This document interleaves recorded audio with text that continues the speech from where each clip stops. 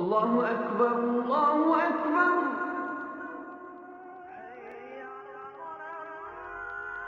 الله أكبر الله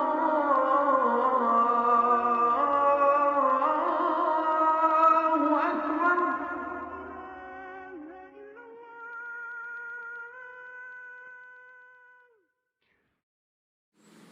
أعوذ بالله السميع العليم من الشيطان الرجيم. بسم الله الرحمن الرحيم، والصلاة والسلام على أشرف المرسلين سيدنا محمد وعلى آله وصحبه أجمعين. السلام عليكم ورحمة الله وبركاته. Among all the values that we have been dealing with so far, we see that there is one essential value that comes back from everywhere, which has to do with the way we deal with our own selves.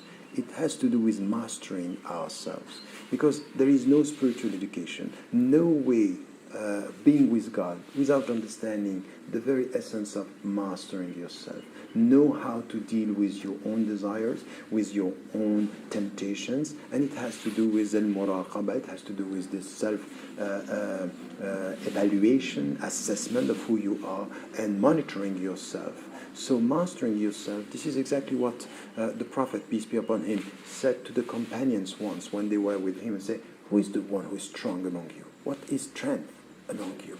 And the first reaction of the companions was, oh, the one who is beating his enemy. And he said, no, the one who masters his anger when he could be overwhelmed with this anger. So it's mastering yourself. Man yamliku nafsahu 'inda al-'adab, the one who is mastering himself or herself when anger comes to her or to him. This relationship with our own desires, our own emotions, it's essential, because it's the way we come close to God. The way towards God has to do with mastering the self. Meaning here that our nature is not only positive, there are many things that are in our nature potentially negative. Mastering the negative to come to the positive is the spiritual journey, giving us the freedom that we were talking about before.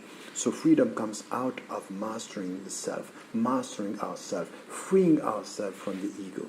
But it's not only this. It also has to do with the way we deal with our fellow human beings. Because what we have to do through mastering ourselves is to avoid judging the others, is to avoid condemning the others. How are you going to do this? If you are following your desires, if you are following your emotions, you could be very quick to judge. And this is what we find in the Quran, saying that we have سَارِعُوا إِلَى مَغْفِرَةٍ مِّن رَبِّكُمْ, hasten to this forgiveness coming from God.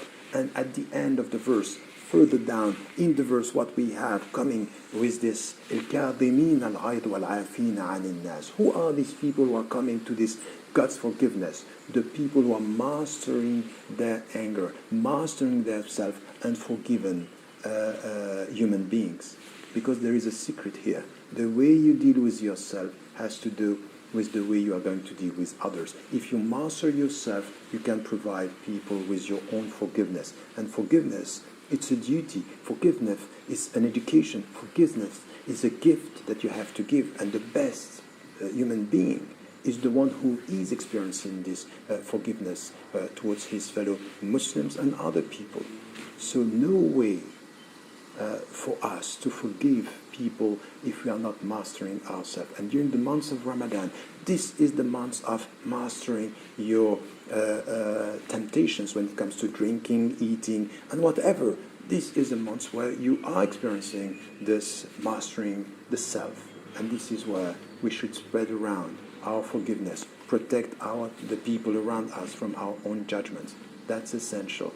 No way to learn to master yourself in order to give forgiveness and to spread forgiveness all around, inshallah. Take good care of yourself. Never forget to tell the people you love that you love them, and in every day of your life remain positive, inshallah. Wassalamu alaikum wa rahmatullahi wa barakatuh.